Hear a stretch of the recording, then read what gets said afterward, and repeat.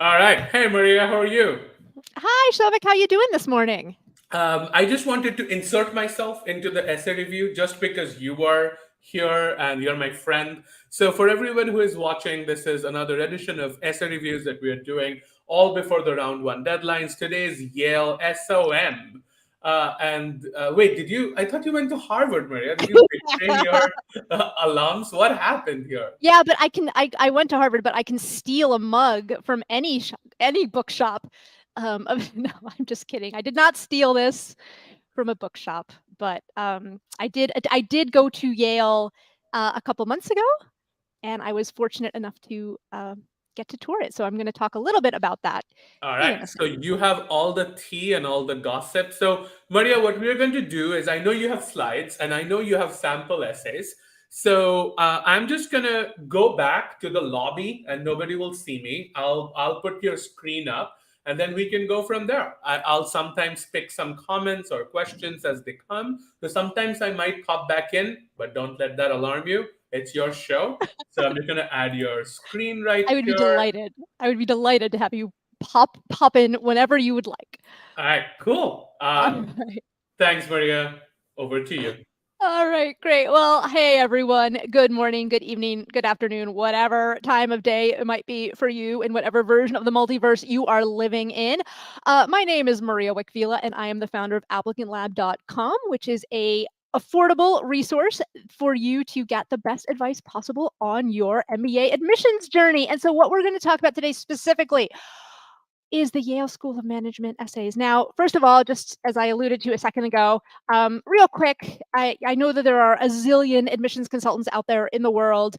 There is no licensing body. It's not like to become a doctor, you need to pass the medical boards or the lawyer, the bar exam. Pretty much anyone out there can say that they're a quote unquote admissions consultant. So just a heads up for the people who are really serious about it and have actual like genuine professional track records.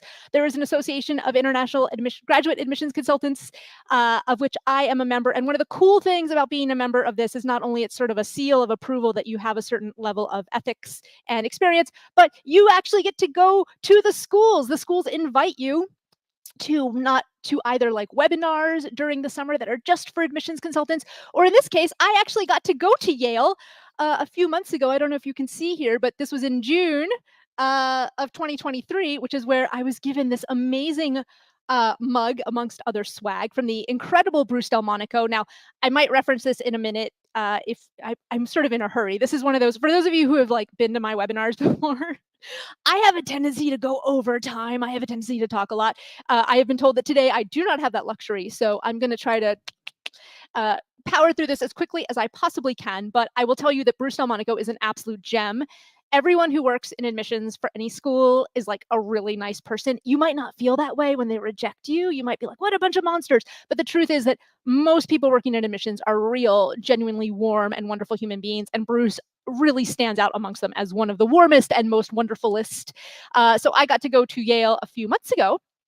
And also there was an additional follow-up webinar for us where they were telling us more about the essay questions when the essay questions came out.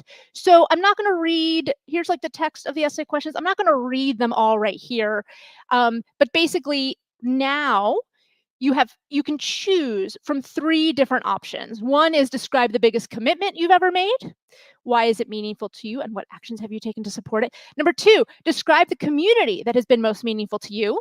What have you gained and what have you contributed? And 3, describe the most significant challenge you have faced. How have you confronted the challenge and how has it shaped you as a person? Now, if you're new to the world of Yale, this one, for many years, this first question was the only option you had. Describe the biggest commitment you've ever made. This is like the OG of the Yale essays. And so now they've added these 2 other options for you to choose from. Now, as I'm going to get to in a minute, these 2 other options, these are, to me, the same flavors, different flavors of the same question. That is to say, yes, it's technically speaking 3 quote unquote different questions, but at their core, they're trying to get at the same thing. So I want to start off by talking a little bit about the OG question, which, by the way, on one of the aforementioned webinars, for admissions consultants, Bruce actually said that that they are indifferent between all three of them, but he suspects that most people will probably go for option one. If he had to guess, that's the one that he thinks people would do. I think part of that, I think that's true for many reasons, but I think one of those reasons is that this is the question that everyone was expecting. And so when the two new options came out like a month ago, I think a lot of people had already written their essays. But anyway, let's dissect a little bit the biggest commitment you've ever made. Now, this question was actually developed several years ago with one of the professors, Professor Amy Rizneski. Before this, I actually looked up an interview with her on YouTube to figure out how to pronounce her name. I think Rizneski is right. I mean, I have a really complicated last name, so who am I to judge? But anyway, Professor Rizneski was at Yale for over 10, 15 years, 17, something like that. 18 years. It's early in the morning. I can't do math. But so she was at Yale for a long time. She's now since gone on to she left to go to Wharton a couple months ago, but we're going to ignore that. Anyway, so she was a big part of developing this question. And a big part of her research is how do we find meaning or fulfillment in the work that we do. So basically, a job can be a way that it's how I make a living, it's how I make my money, but I don't really care about it. It can be a thing where like I do care about it because I want other people to think highly of me because of the job that I have. Or there are also people who are like, neither one of those things really matters to me. I have a deeper commitment to what I'm doing. For example, a commitment to a community or social good. So at the risk of oversimplifying all of her research, which apologies to this Professor Rizneski if I have A, butchered your name, and B, overly simplified your research.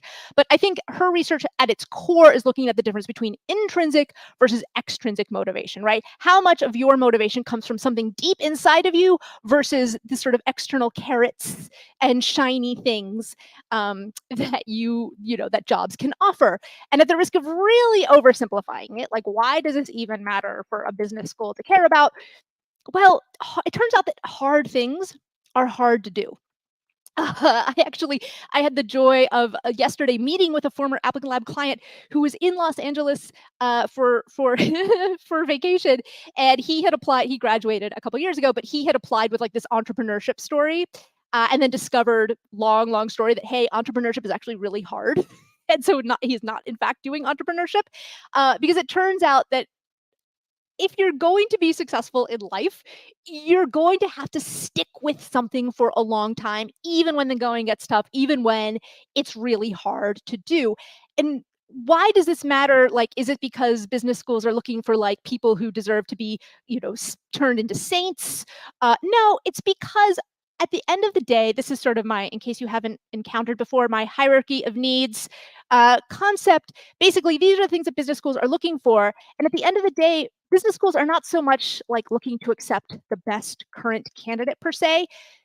That's part of it, but they're really looking to accept future alumni, people who are going to go out into the world, do really good things, hopefully do it in a good way that doesn't like embarrass the school, right? Or, like end up in jail or something like that, like no cryptocurrency scams, please. And so in order to become, if we think to Yale's mission statement, educating leaders for business and society, if you're going to become a leader who really has a positive impact on business and society, you're not going to reach this kind of like pinnacle of leadership potential if you're someone who's like, oh, you know what, that was hard, and so I'm just going to give up. Like I don't feel like getting up in the morning, and I don't know, this is too much of a pain, so I'm just going to give up. So because business schools are looking for future leaders who are going to go out and do cool things that makes a school proud, you don't do that if you just give up easily. Ergo, it's important to know, are you the sort of person who, when you're faced with a challenge or a community that you can improve or any sort of commitment that you can make, are you someone who sticks with it? So with that out of the way, the words that really jump out at me at this introductory text are this idea of behind passions and motivations. And on this webinar that we were on with Bruce a couple months ago, or a couple weeks ago, I don't remember. The whole summer has been a blur. But basically, he was saying, look, we provided these options, these two new options, not because we're trying to stress people out or freak them out. We're hoping that this is not a source of angst. Our idea is we really just want to give you broader ways in which to convey the different commitments you have made. So at their core, they're all looking for a commitment of some sort. It's just the lens through which you describe that commitment, or the context that you decide to use to describe that commitment. That's what's going to change between options 1, 2, and 3. But at their core, that says to me that at their core, they're still looking for the same stuff. And he said, and he promises, we are truly indifferent between the 3 options. Uh, Bruce is a person of super high integrity, so I believe him. I don't think that he's just saying that to try to, like, I really, if he says, like, we are truly indifferent between it, he's a guy that you can absolutely trust to mean that.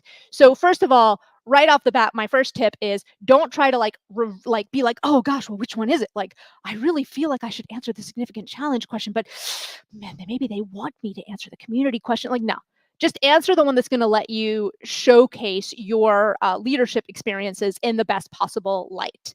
So they're asking for the same thing, just in 3 different ways. So what are some ways that we can, well, think about those things that they're asking about? So if we think about commitment, challenge, and community, here's how I advise people in Applicant Lab to think about it. First of all, I would choose the commitment option if I have multiple leadership stories that can be kind of shaped around one unifying theme. And therefore, I make that theme the quote unquote commitment that I write about. And then I talk about those different examples throughout the course of the commitment essay. For community, what I think would work really well here is if you have, similar to commitment, it's very similar, but it's, instead of necessarily being wrapped around one core theme or concept, it would be more around one context. So the community in question could be your campus community at college. It could be a religious community. It could even be your family, although I would tread lightly on family stories just because they sometimes tend to veer a little too much into TMI, too much information. Or they can also like not be super relevant, right? If you are a management consultant applying to Yale and you're talking about like, at the end of the day, I have to choose one of the 2 management consultants in the applicant pool. I'm going to choose the one that I think has the most professional promise. Again, thinking about which future alum is going to make my school proud, versus someone who is like, well, I don't have a lot of accomplishments to talk about, but my dog really means a lot to me, or something like that. So anyway, if you've got one context, such as, a particular cause that matters to you, right? You can broadly define community, by the way. It doesn't have to be like just the typical thing that you think of. And then I would choose challenge if you've got like one primary story that you are extra proud of that really shows you in a positive leadership light, then I think I would go for the challenge option. Now, when Bruce was talking about this, he said, well, we think that when people read the 3 options, one of those 3 options is going to jump out at them. Like, this is the one you should write about. And if it does, like, if that's you, awesome, go for it. I love it. Just run with it. However, if it doesn't, which I suspect might be most people, what I would advise is just start writing out your stories first. And then later on, you can pick, okay, which one of the 3 of these 3 ones do I think my story or stories best fit into? I think it's better to just get started with writing and then pick which one of the 3, as opposed to like spending hours going in circles and then which one of the 3, or even worse, you're like, okay, well, it's going to be about community. That's the one I'm picking. And then you try to force a non-community story into the community question. Oh, it's just ugh, don't do that. That's suboptimal. So any of you who are Applicant Lab users will know that I have a ton of tips inside of Applicant Lab. So by the way, if you like the advice that I'm giving, if you like the way I break things down, there's a whole lot more where that came from at applicantlab.com. But if I had to say my one best tip, I would reference this, well, iconic if you grew up in the United States, this old commercial for a hamburger chain where basically the punchline was, where's the beef, right? Our competitor hamburger chains, they do not really provide a lot of beef. It's just a bunch of bun, but there's no real beef. There's no real substance here. And this is not, this is basically a way of saying like, another way of saying it is like, there's a lot of steak references in American culture, huh? As one of my former bosses used to say, that person is all sizzle and no steak. Basically, instead of where's the beef, I wouldn't use that term necessarily specifically when it comes to MBA admissions essays, but I would replace beef with proof. Where's the proof? If you're going to write about any commitment that you have made or any challenge that you have overcome or whatever it is, I need you to give me specific concrete actions. I need that substance. So even if you are a vegan who has never eaten beef in your life, this tip still applies to you. I want you to give me substance as opposed to fluff. The biggest don't that I would urge you to consider is do not brag. I get it. It's a competitive process. Not everyone gets in. In fact, most people who apply, the majority of people who apply by definition, do not get accepted. And therefore, you might think, okay, I need to really impress them. And the way that I impress them is that I write this essay about how amazing I am. And that is not going to fly for Yale. Yale started out before they were like a full-fledged MBA. Now, these days, they are like a very well-rounded MBA program. They are about to, they've just launched and about to really go into more details around this new Masters of Asset Management that they're launching, which sounds super exciting. So they are definitely like a broad business school now. But when they started a few decades ago, they were primarily a public, social, enterprisey focused program. So that, even though they've grown and they've expanded since then, that core DNA, that core ethos that they embrace is one of having some sort of altruistic, altruistic bent to your personality. So please do not say something like, the biggest commitment I've ever made is to being amazing at everything that I do. The biggest commitment I've ever made is to being excellent. Or always being someone who wins, or being the best person out there. Like, no, that is terrible. Even if you are like the most impressive person in the entire applicant pool ever, just portraying yourself in that way is like, yee, gross, stay away from me. You are not what I, Yale, am looking for. So, with that little introduction out of the way, it is time to rip apart some sample essays. These are not real essays. These are sample essays. But what we're going to do here is, we are going to go through them. We're not going to rip them apart. That's not nice. I should say we're going to gently critique some sample essays. And hopefully by doing so, I will give you tips. You'll be able to glean tips from that you can apply to your own writing.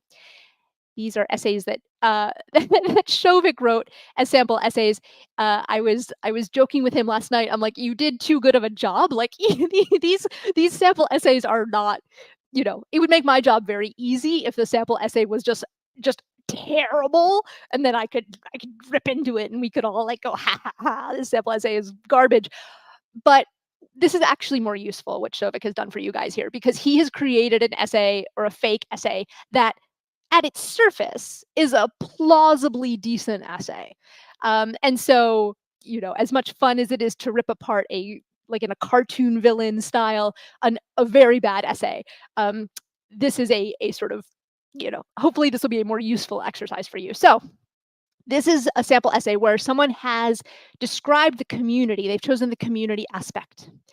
And so what I'm going to do is later on, what you can do as the viewer of this is you can go back and like pause the video and expand it so that you can, if you want to take your time to read the whole essay, you can do that. I'm not going to do that now because I keep looking at the old clock, and I want to make sure that we are trying to stay on task. So basically, here's the summary of this essay, is that this is someone who writes about how music is a community that means a lot to them. So I will read a few sentences here and there. So music, to me, is more than just notes on a page. It's a vibrant community that has profoundly shaped who I am. Among the many communities that I've been a part of, the one that truly resonates with my heart is the world of music. So first of all, this is a very minor point that I'm going to start with, but it's a little bit clunky to say that music is the community that means most to me. This is a very nitpicky semantic thing, but I would say communities around music are the community. Like, I would say more like the orchestras and bands that I have been a member of are the communities that matter the most to me. Something like that, because music is the context of the community, but saying music is the community is a little bit clunky. Okay. Then the final sentence of paragraph 1 says, it's within this realm that I have found belonging, personal evolution, and a unique way to both learn and contribute. So just as a heads up, parallel structure is going to be very important in your writing. So if you say something especially in your opening paragraph, like belonging, personal evolution, and a unique way to both learn and contribute, make sure that later on in your essay, you address all 3 of those concepts and you address them in that same order. You don't want to create this idea in someone's mind of like, okay, these are the 3 things I'm going to learn about this person. And then womp, womp, you don't actually provide that. So that was just a minor note. Okay. So then this person goes on and they start talking about like the world of music for me makes me free to be myself, where creativity reigns. So like what? If I had to summarize my critique of this sample essay, it would be it's a lot of generic fluff. Which, if we think back to the old lady in the commercial with the hamburger, like where's the beef? Myself, creativity reigns supreme. Okay, great. Like what? Give me an example. Because here's the thing: here's a good thing to ask yourself. When you are going over your own essay, or when you're having like someone from my team go over your essay, or as you're in the writing process, ask yourself, is this a sentence that anyone else in the applicant pool could write? And if it is, there's a really good chance that it's probably not specific enough to you. So pretty much, for example, saying something like, I love music because I love making things that are beautiful. Most people who engage in making music do it because they like things of beauty. Most people don't say, I really love playing music because I like making sounds that are terrible and make young babies cry. Like, no, what? No one thinks that. So in this case, this idea, and some of these ideas, like in the next paragraph, they're just kind of generic, right? So I would challenge this person to get a lot more specific. Instead of saying, I'm free to be myself or creative, give me a specific example of your creativity reigning. Tell me about a time that you maybe you had an opportunity where someone was telling you, be less creative. And you were like, no, because creativity matters to me. And so this here, I said to her, well, because I'm a musician at heart, I'm going to be the person that does this. Otherwise, this kind of generic fluff is not really worth anything. This is also a very side note here. This one here, I underlined the word as a budding musician. It's a little bit strange because on the one hand, like if this is the community that means the most to you, then you can't be a budding musician with someone when the community means a lot to you. So which one is it? Like, are you someone who is deeply committed to music and the communities around music, or are you a budding kind of amateur musician? So I wasn't sure what that was about. Then moving on, there were some really cheesy elements here. This is another thing that just makes me want to go get myself a big glass of wine, is when I read things that are like, this has resulted in melodies that have touched my soul. And the friendships are like the lasting echoes of a well-played symphony. This is not like the metaphor poetry Olympics. You don't get into business school because you write this beautiful metaphor about how the symphony of friendship is the friends with, like, no. If this is where your soul naturally tends to go, I'm not saying to curtail that, but do not sacrifice specific concrete actions, specific examples. Don't sacrifice that stuff and replace it with blah, blah, blah, rainbows and unicorns and my soul flies with the angels and a Bach concerto. Like, it's just a wasted opportunity, right? It's not terrible, but it doesn't tell me a whole lot about you specifically. And also, by the way, something like music, like most people like music. So if other people in the applicant pool have also written about music, everyone is going to say stuff like, oh, I really like contributing to something that's beautiful. Yeah, no kidding. So anyway, so just try to cut back on the poetry. Like, you're not going to get points for poetry. Per se, like, just go a little more concrete. Okay, then moving on, this person continues to say, well, music is important to me because it's helped me listen and I adjust my notes to be harmonious with others. And it's not just confined to the stage. This flows into my interactions with colleagues, friends, and teammates. Oh gosh, like when?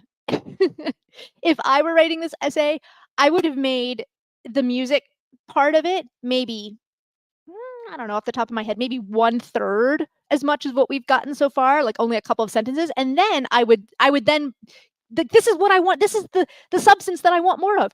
Tell me about a time that your musical training has somehow impacted a specific interaction with a colleague that you've had. Tell me about a time that you have specifically called upon your musical training in a team environment. Don't just tell me like, well, this is the sort of person I am. I'm Little Miss Musical teammate. Like, cool, but how am I supposed to believe you?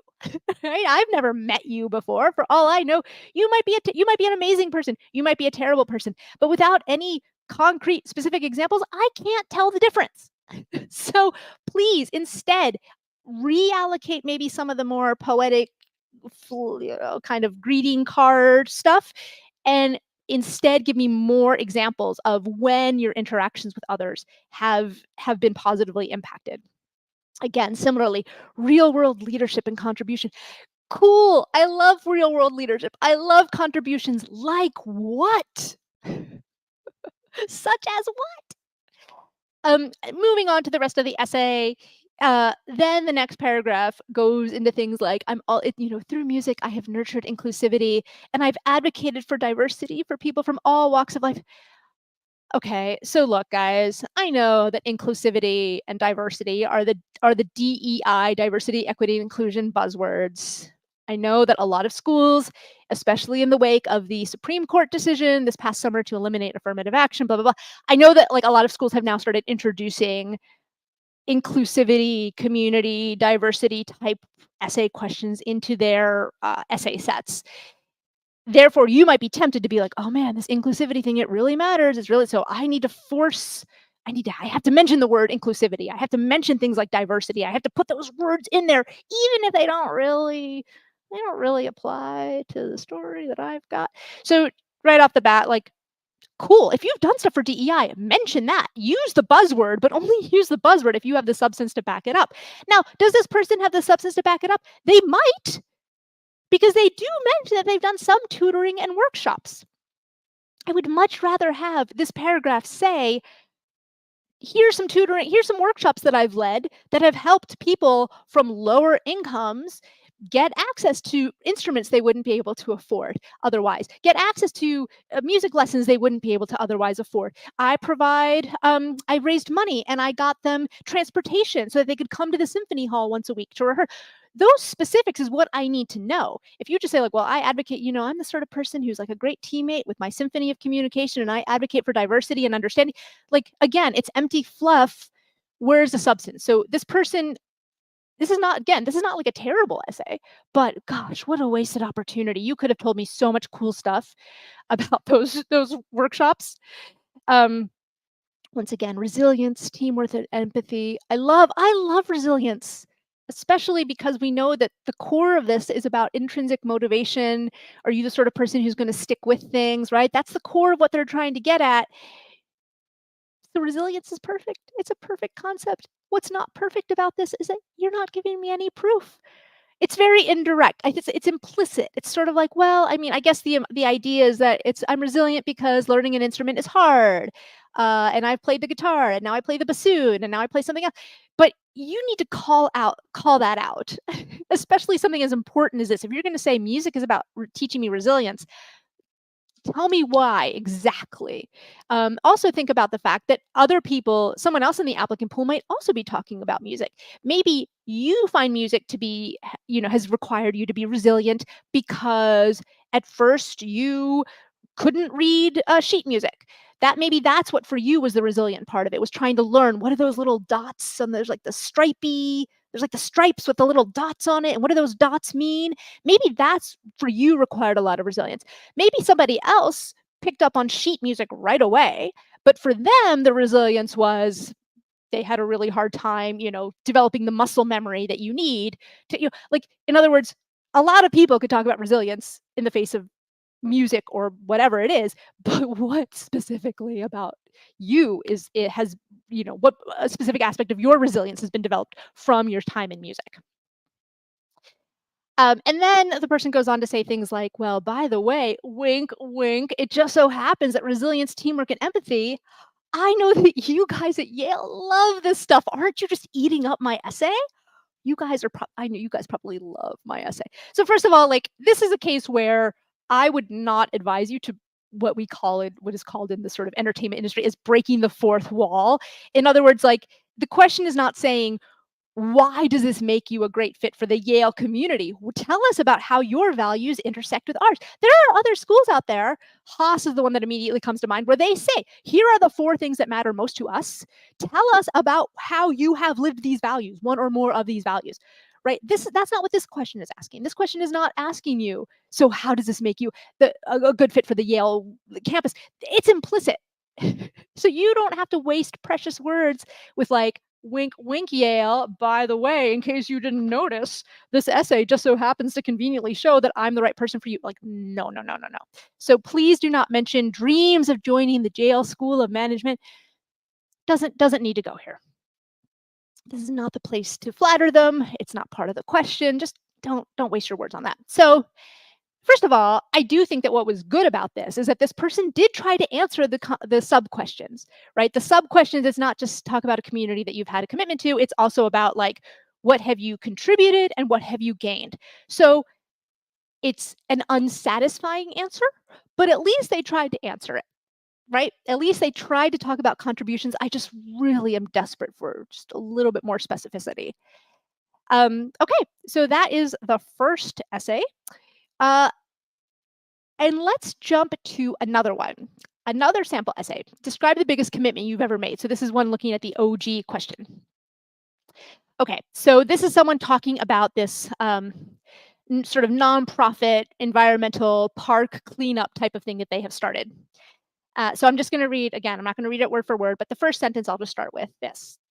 Founding and leading Green Ventures, a community-based environmental initiative, has been a transformative commitment that reflects my deeply held values and drive for positive change. Great. First of all, as a side note, like something like a community service type of thing that happens to be environmental. I mean, talk about really appealing indirectly, but really appealing to that Yale ethos. First of all, so thumbs up there. However, I just, this introduction's a little bit boring, isn't it? Like, it almost sounds like a little bit like, I don't know if you ever watched the Charlie Brown cartoons when you were growing up, but like in Charlie Brown cartoons, there's like this teacher that talks like, wah, wah, wah, wah. Like, it's kind of like, what's the biggest commitment you've ever made? This is the biggest commitment I've ever made. It's just, I would challenge you to try to start with something a little bit more interesting, please, especially because you've got 500 words. There are some schools that will have essays that are like, what you get 100 words, like Ross, right? In that case, you kind of don't have a choice. You gotta just jump in and answer the question, because you don't have the luxury of creating any sort of intrigue or leading up to a story or anything. You don't have those sort of dramatic flourishes. You don't have the luxury of that when you've got 100 words. But with 500 words, you do have the luxury to kind of build it up a little instead of just jumping right into like, you want a commitment? Here's the commitment.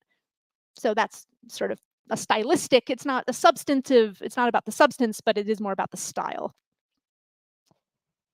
And then here we go to this person is saying, well, the reason I did this nonprofit is because I have a genuine concern about the earth that's falling apart. There's deforestation and there's pollution, and this matters to me. Cool. But again, think back to something I said about the music essay. Doesn't most of humanity feel this way? I mean, there are a few folks out there who are like, ha, ha, ha, burn, baby, burn, drill, baby, drill. Okay, fine. There are people like that out there, sure. But for the most part, most human beings, and certainly most people in the applicant pool for a business school, are not pro-pollution, right? Most people out there in the world are not like, what I think the world needs less of is, I think we need less trees. Let's just burn down all of the trees. Like, no one out there thinks that. So if you're going to say something like, I have a real genuine concern about, great, guess what? So do I. So does my kid who's in the other room. So does Shovik. So does anyone watching this probably. So if you have a sentence in your essay that pretty much anyone could say, that's a pretty good indicator to you that maybe you should be more specific. So a way that this could be stronger is I would rather have this person give me a specific example of a moment when pollution impacted them, a specific moment when pollution impacted them, or a specific moment when they had the inspiration uh, to start green futures. That specific moment, that's something that no one else can necessarily talk about, or far fewer people can talk about it, as opposed to just saying, I'm sad that the oxygen is going to run out on planet Earth. Oops, sorry, that one appeared twice. So this one down here, this little generic. As you can tell, I guess I really dislike the generic stuff because I've got the I've got the box appearing twice. But it's the same. It's the same sort of idea where, hold on. Here we go. So, rejuvenating a local park, the person then goes on to say, Green Futures has blossomed into an organization, blah, blah, blah. We did a thing where we rejuvenated a park and we planted a bunch of trees and it was great. And the park used to be terrible and now it's a gorgeous paradise. My critique here, first of all, I love that this person did this thing. I am all about trees.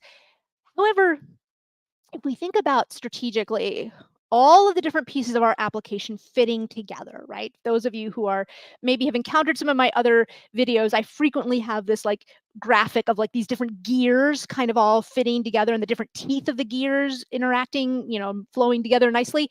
Think about your application as a whole package. There's a very good chance that either in the resume or someplace else, like in a description of extracurricular activities or something like that, there's a very good chance that you've already had an opportunity somewhere else to tell me that as part of this thing, we planted a bunch of trees and we took over a park that was gross and we made it really pretty. Some of that what would already be elsewhere, right? You can refer back to it, but to take up all these sentences, these precious words that you could be using to convey deeper things about yourself, to talk about, well, we did this and then we did that and then we cleaned up the trash.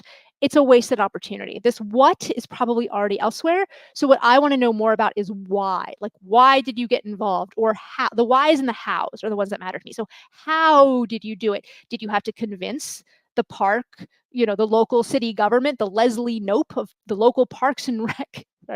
I'm from an entertainment industry background, so I make a lot of entertainment references. Did you have to go to the local Parks and Rec department and get their permission to do this? Did they initially say no and you had to stick with it and, do like that's the sort of stuff I want to know. What you did, I already know from somewhere else in the application. My next critique is we. There's a lot of we in here. We, all the way home. In addition to reforestation, we engage schools. We collaborated with policymakers. We harness social media. Here's the thing, we are not the ones applying to business school.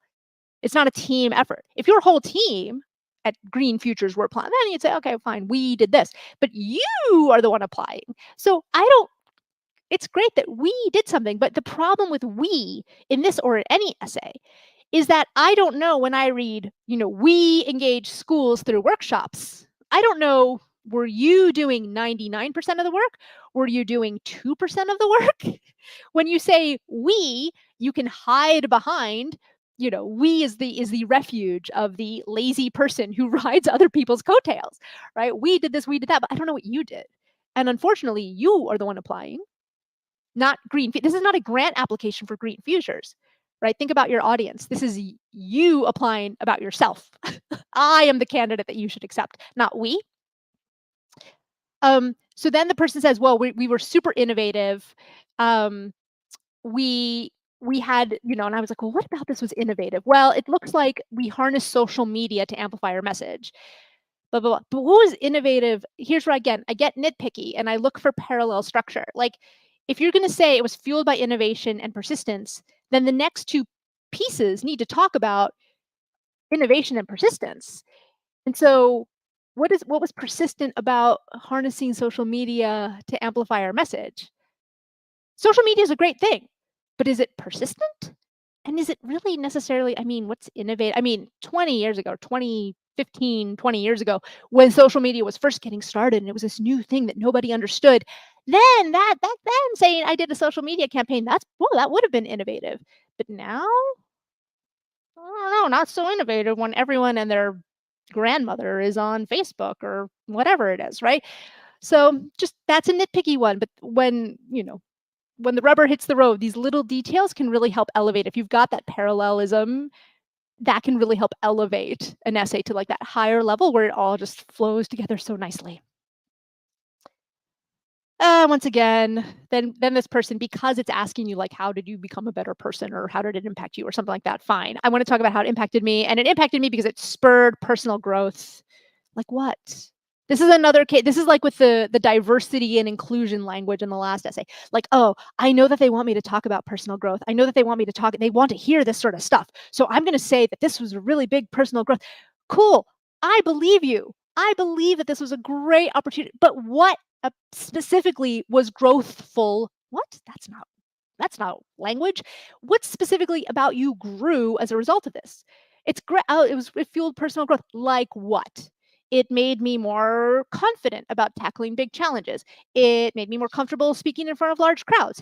It made, like, what about you is better?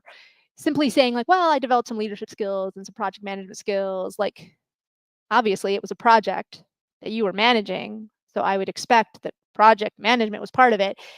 Challenge yourself to go into more details. Challenge yourself to paint a very specific picture so that I walk away. If you're going to tell me that you had personal growth, I walk away from this knowing exactly what that personal growth was. I can picture it. I can imagine that I'm having a conversation with you, and I'm walking away from that conversation really deeply understanding how you grew as a result of this. So overall, my critique of this is that, first of all, this was absolutely a huge commitment for a team known as Green Futures. But was it a big commitment for you? I don't necessarily know, because it's not clear to me what sacrifices you made for this. It's not clear to me what exactly your contribution was. Maybe everyone else was planting the trees and you were sitting on the sidelines looking at TikTok videos and drinking lemonade. I have no idea, because you have not provided me with that information. So it's not clear that it was a big commitment for you.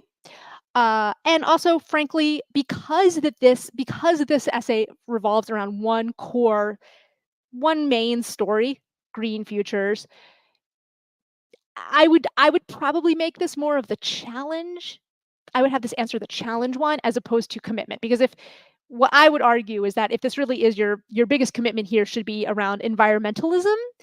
And then if it really is something that matters to you, such that it is the biggest commitment you've ever made, it's something that you would have done lots of things for, not just Green Futures, which by itself, Green Futures is great, but it would also be the recycling program at work. It would also be, when I was in high school, I started a composting program for the cafeteria, right? It would have been there would have been many examples over time for it to truly be the biggest commitment you've made. Therefore, I would have made that biggest challenge.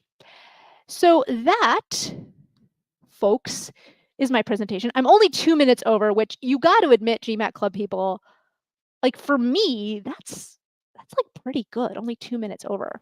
It's incredible. I could never imagine my essays. So I just posted a comment on like how I can see you're enjoying shredding my essays just like you did like 7 years ago. By the way, for everybody who is watching, if it weren't for Maria, I wouldn't get into any business school. But thank you so much for that. I think the thread that I'm seeing here is, I think there are two things. Your essays need to be written well, and your essays also need to be specific. Because what I was trying to communicate, because I see this all the time where people are writing beautifully written sentences that says nothing uniquely about them. So, and I think that is so important. Yes, indeed it is. Yeah. By the way, I just wanted to everybody to also know that you mentioned Bruce. Bruce is actually doing a session with us. I posted the link. He's doing a session, I think, on Thursday in the evening. So make sure to register for that. But yeah, Maria, any lasting thoughts on the Yale essays? The swag from Yale was really good. Not that, when we visit all the different schools as AGAT consultants, not that the swag matters. We're still going to recommend, but it helps. No, I'm just kidding. No, my last, just keep in mind what Yale's ethos is, their DNA. They are not the sharp-elbowed captains of industry that are about taking over the world and making as much money as possible. At their core, they're about being a good person. And so, A, you have to be a good person, but B, as you said, give me specifics. Give me the proof. Where's the proof? Yeah, but also, yes, too many beef references in American commercials. It honestly didn't even hit me until I started saying it. And then I'm like, wait a minute, I had a boss who used to say that person's all sizzle and no steak. And I'm like, wow, there's a lot of I don't know. There's like some PhD out there, not a business school applicant, because we are far more pragmatic people in the world, but some PhD out there should do some historical analysis of like how the beef industry has forced itself into American language to get more people to buy more beef. Yeah. I'm surprised Coke hasn't done that. Anyway, Well, we're all having heart attacks and yeah.